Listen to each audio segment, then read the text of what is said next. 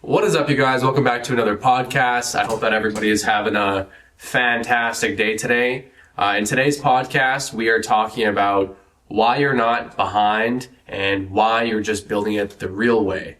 This podcast is primarily just based on self-worth. So if you're feeling a little unworthy, or if you're just not really feeling the best, that's exactly what I want to talk about today, because we all have goals that we want to work towards, whether that's in business or whether that's with our bodies or whatever it may be. But something I've realized even with myself is that as we work on our own goals, a lot of the time we can feel like, and it doesn't even matter, does not even matter, like the level of our goals one bit, like at all whatsoever. And this is also something that I noticed with like a lot of people who talk to me about their goals and about what they want to accomplish. It's like, even though they're putting in a lot of really hard work, they feel super, I guess, like behind. They feel like they're not doing enough. And I swear to God, all of that is due to comparison.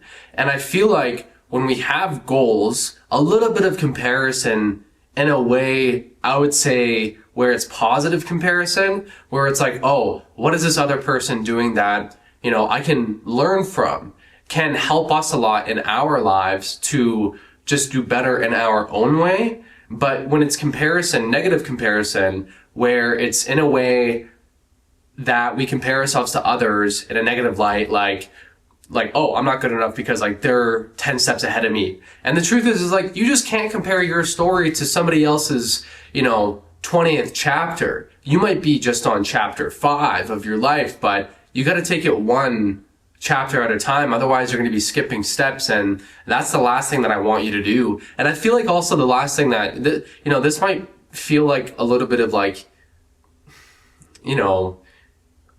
heebie-jeebie talk, where it's like maybe this, I don't know if this relates to you or not, but I mean, honestly, because like when you're in that state where you are like comparing yourself a lot and you're not really feeling that good, it's so easy to feel like you're alone. It's so easy to feel like you're not good enough. It's so easy to feel like you're just like not happy at all. And honestly, I fucking swear to God, like one of the biggest parts about that is like you're comparing yourself to other people. You know what I mean? Like you're scrolling on your phone. You're fucking not taking accountability for what you're listening to and what you're watching and also what you're thinking. You're not taking note about these things. And so when it comes to fitness, I think it's really relevant that like it's like a lot of it is really fake.